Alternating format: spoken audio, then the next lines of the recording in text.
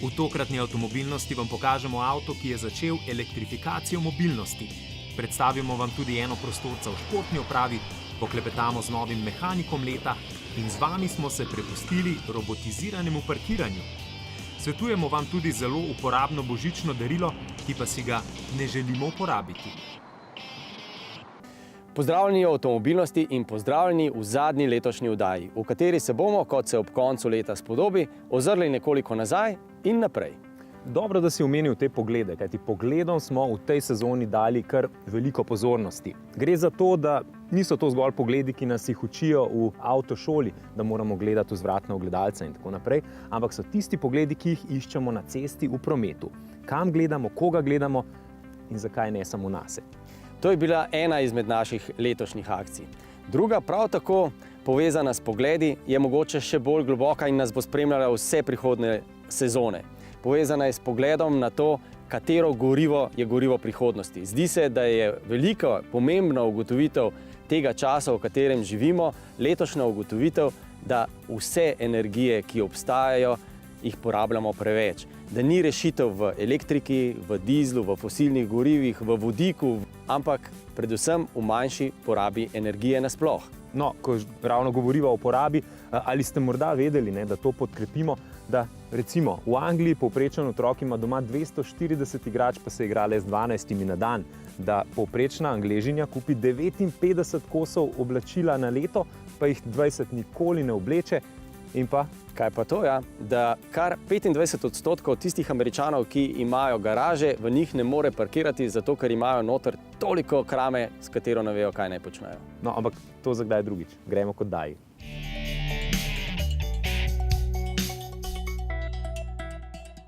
Zdaj pa k pogledu, ki od vseh udeležencev zahteva kar veliko pozornosti. Ko se kolesar, motorist ali pa morda celo kdo na skiroju pelje mimo v vrsti parkiranih avtomobilov, mora biti zelo pozoren, kajti zgodi se lahko marsikaj nepredvidljivega. In tudi tisti, ki izstopa avtomobila, mora biti pozoren, kdo gre mimo. Niso pa vzvratna ogledala tista, ki vam bodo vedno povedala, kaj oziroma kdaj prileti mimo. Bližje, kot se peljemo parkiranim avtomobilom, bolj nevarno je. Pogleda z tistim v avtu pa ne iščemo samo v vzvratnem ogledalu. Pozorni moramo biti tudi na zadaj sedeče, če ima avto zatemnjena stekla, ne vemo, ali kdo notri sedi. Če vidimo, da recimo telefonira, zagotovo ni pozoren na nas. Pozornost nikoli ni odveč.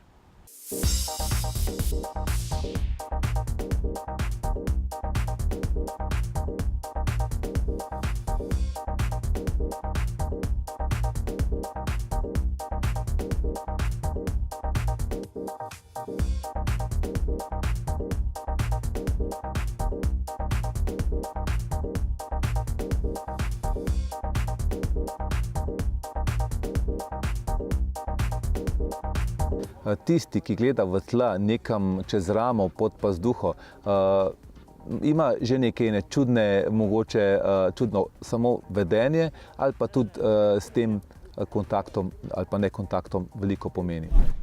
Tisti, ki ste zelo dobro spremljali prejšnji prispevek, niste opazili samo enega starega avtomobila, ampak ste opazili tole Toyota Prius. To je čisto prva Toyota Prius, prvi hibrid, ki je zapeljal na slovenske ceste iz prve generacije Priusa. Prius pomeni tudi v latinščini prvi, nekaj, česar prej še ni bilo. In Prius je recimo za hibride to, kar so leviske za kavbojke ali pa all-starke za znamko športnih copat. Prius je tudi, ko dela na električni pogon, tako tih, da bo celo tišji od vaše zobne ščetke. In pa seveda ne vem, zakaj bi vam razlagal kaj več o Priusu, če vam lahko Miha pove iz prve roke, saj je vozil na testu že tisto prvo Toyota Prius, tistega prvega hibrida, ki je točno ta. No, prav ta konkretni Prius mene vežejo taki posebni nostalgični občutki. Pred njim sem seveda vozil okrog 300-400 testnih avtomobilov, ampak ta je bil prvi tak testni avtomobil, ki je bil nekaj posebnega, nekaj, kot bi se zdel, da je iz nekega drugega planeta. In ena od posebnosti, ki mi je ostala v zanimivem spominu, je tudi tale prestavna ročka. Od takrat naprej sem seveda vozil tudi vse druge Priuse. Na kratko jih lahko opišem tako. Prvi je prišel in razburkal avtomobilsko javnost. Drugi je v svoje vrste nabral ogromno armado zvezdnikov, ki so mu bili privrženi. Pri tretjem smo končno dobili občutek, da zdaj končno lahko nadomesti družinski avtomobil. In četrti je nastal takrat, ko je Toyota že imela celotno modelsko paleto hibridizirano. In zato je Priusu spet namenila posebno vlogo v svoji modelski paleti, vlogo cukrčka. Na začetku se je baterija še skrivala v prtljažniku in z eno stopničko je to pomenilo, da ste imeli malo manj prostora le tam. No, zdaj z novo generacijo je baterija pomaknjena pod zadnje sedeže in s tem te težave ni več. Mene kot uporabnika pa najbolj zanima, glede na to, da je avto star več kot 20 let, da ima več kot 200 000 kilometrov.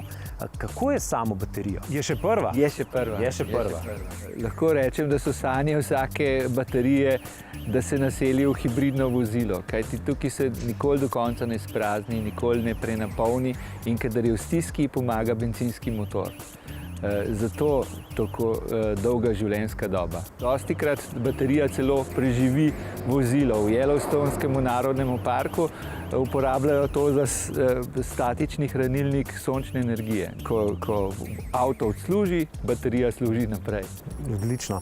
Poznate v praksi koga, ki bi naredil že več kot vi, recimo več kot 200 000? Seveda, taksisti prevozijo več in tam približno pri 500 000 kilometrov lahko začnejo razmišljati o novi bateriji, ki pa tudi nekaj tak strošek je. Produkt oziroma model je tako dober, kot ga za svojega vzamejo influencerji. In ne boste verjeli, prvega Priusa je vozil že Leonardo DiCaprio, ki je rekel, da to, da ga vozi, pomeni, da dela korak v pravo smer. No, kmalu so sledile še mnoge hollywoodske zvezde, med njimi Demi Moore, Tom Hanks in pa recimo tudi Harrison Ford, pa še mnogi drugi. No, zdaj se zdi, kot da Prius influencerjev sploh ne potrebuje več. Raziskave so sicer z ameriškega trga in pravijo, da je odstotek lojalnosti kupcev, pa verjamem, da to velja tudi za drugod po svetu, vsaj pri tem modelu zelo velik.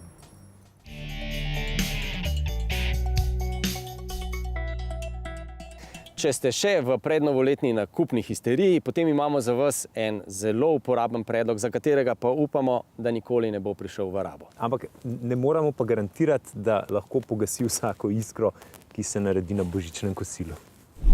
Vse bolj kompleksni pogonski sklopi in elektronika pogosto tudi v kombinaciji z slabim vzdrževanjem poskrbi za številne požare na vozilih.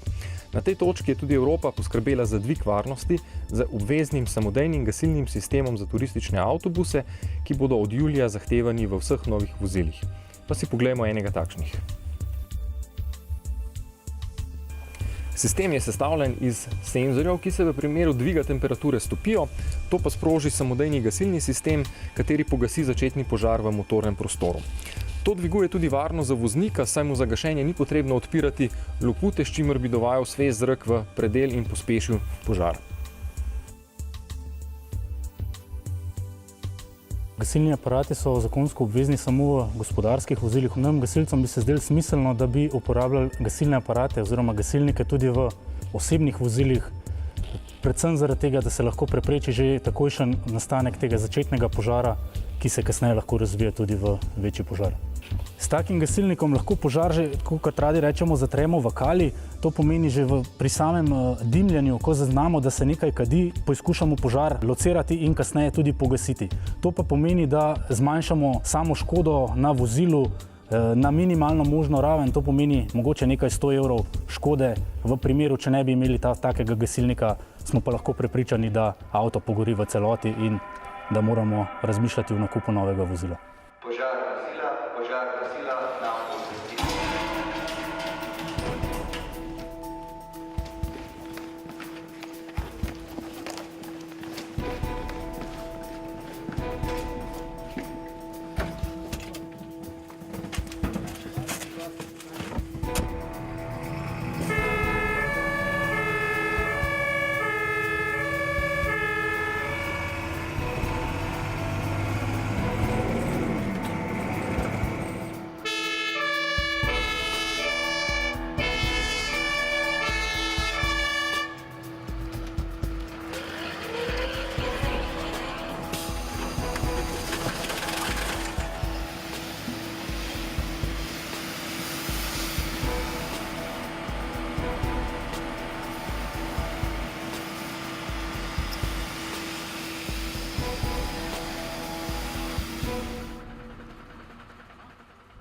Pomembno je, da takoj, ko zaznamo dim na vozilu, da varno ustavimo in poskušamo požar pogasiti.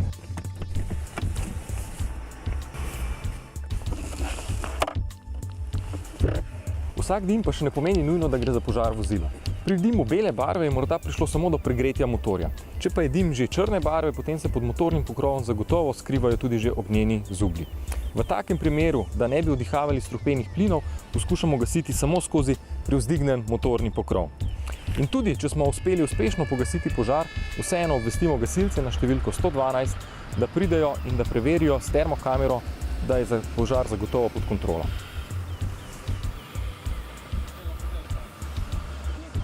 Če si v vozilo namestimo takšen gasilni aparat, lahko z njim pogasimo začetni požar na vozilu ali pa morda pomagamo tudi kom drugemu na cesti. In glede na to, da se bliža čas praznikov, je lahko gasilni aparat tudi praktično in pa uporabno darilo za vaše bližnje. V nadaljevanju oddaje bomo uživaško vinkarili z udobnim surovežem in poročali bomo z našega skupnega testiranja robotskega parkiranja. Pogledali pa bomo tudi v prihodnjo sezono, staršem, ravnateljem in šolskim šoferjem bomo namreč dali cestno varnostno potrdilo.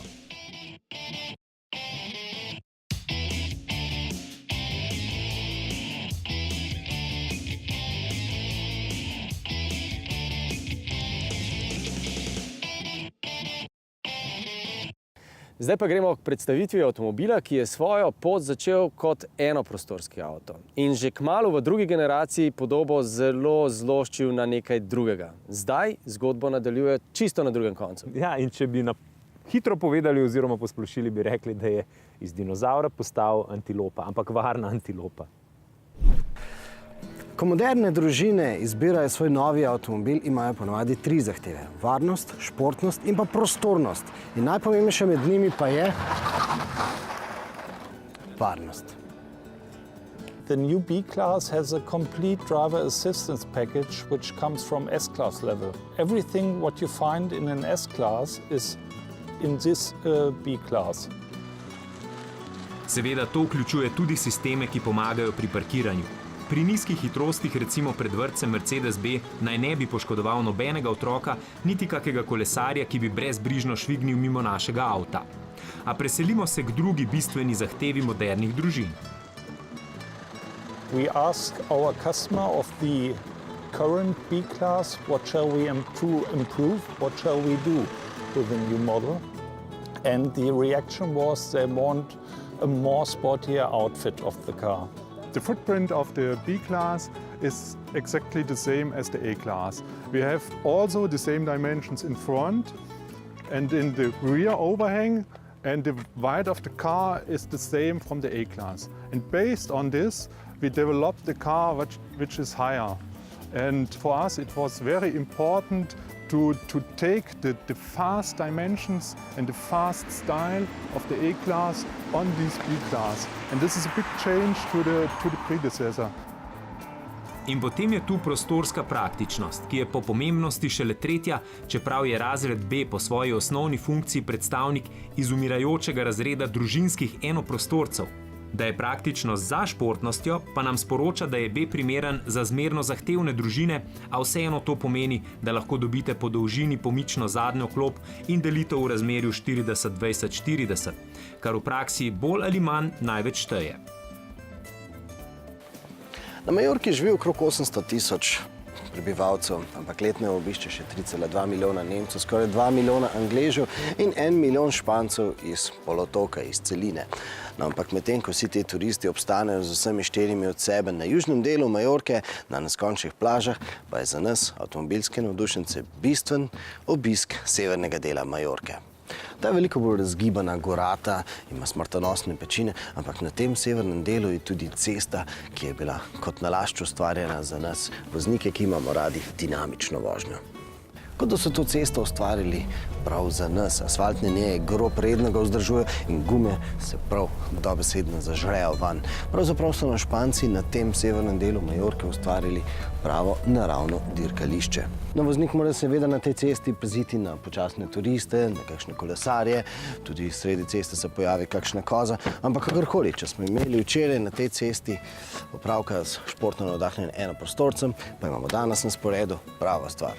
A35 AMG. V primerjavi s klasičnim AM ima različica AMG drugačen prikaz merilnikov, drugače oblikovan volan, tudi prestavne ročice ob njem so daljše in bolj dosegljive, volanski obroč je bolj oprijemljiv, ampak ena misel, ki me je ves čas navdajala ob medvožnju s to različico pa je, kako je ta surovež praktično udoben. To je prav zlahka avto za vsak dan. A neudoben ni bil niti med dinamično vožnjo, pri kateri je dokazal svojo izredno uravnoteženost in prednost štirikolesnega pogona, ki po novem zadnji pogon hitreje priključi prednjemu. Karoserijo so tudi močno ojačali, da se v ovinkih manj zvija. Sicer pa naj povemo, da je A35 z 225 kW zgolj vstopnica v ponudbo AMG. 300 kW naslednik A45 AMG-ja še pride na vrsto.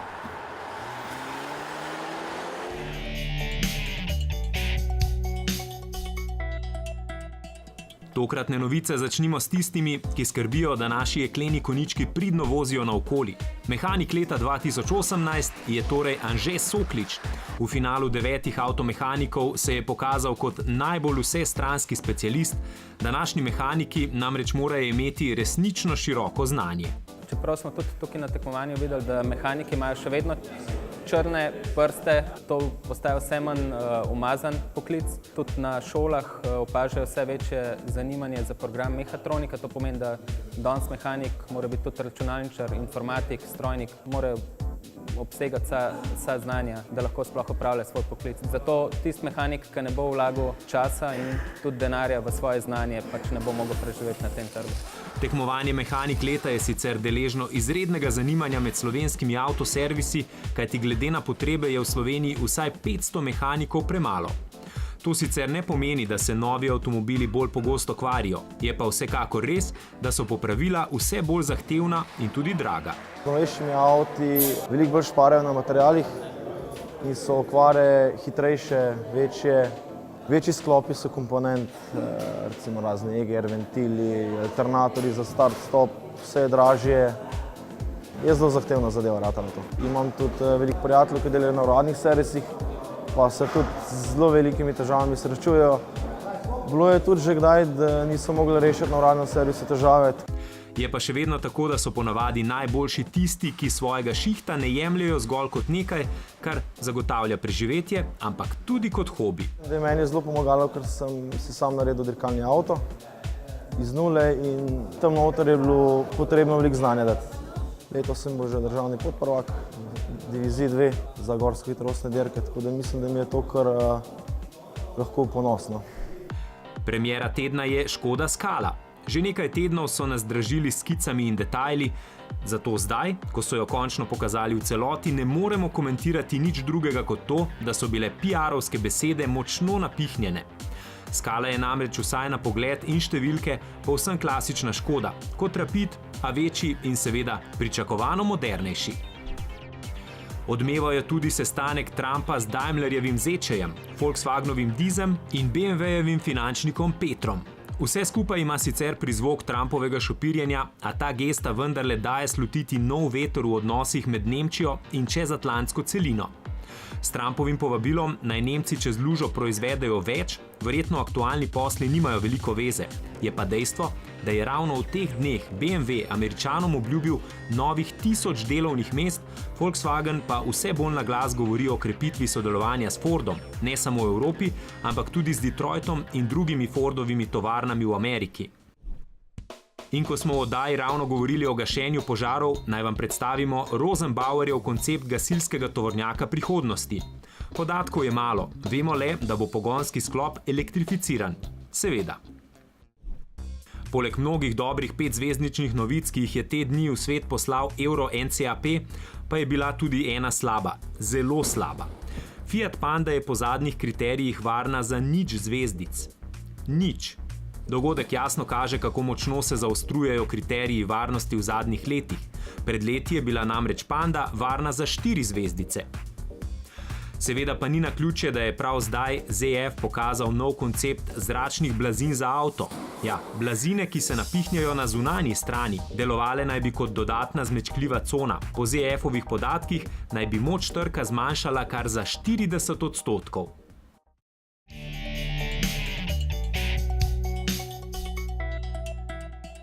Parkiranje, bočno, paralelno, vzvratno, natesno, kakršnokoli že, velja za enega najbolj nepriljubljenih vozniških manevrov.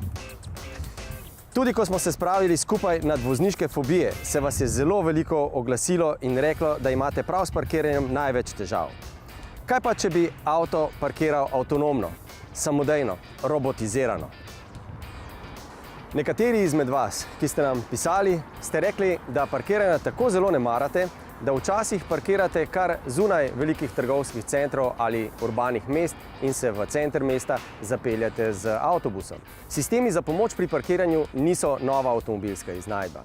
Je pa res, da so v zadnjih evolucijah naredili velik korak naprej. Če so bili prvi sistemi še zelo okorni in so zahtevali veliko sodelovanja voznika z strojem, da je stroj na koncu nekaj naredil sam, potem najnaprednejši sistemi danes zmorejo tako senzoriko, da je sodelovanja res malo.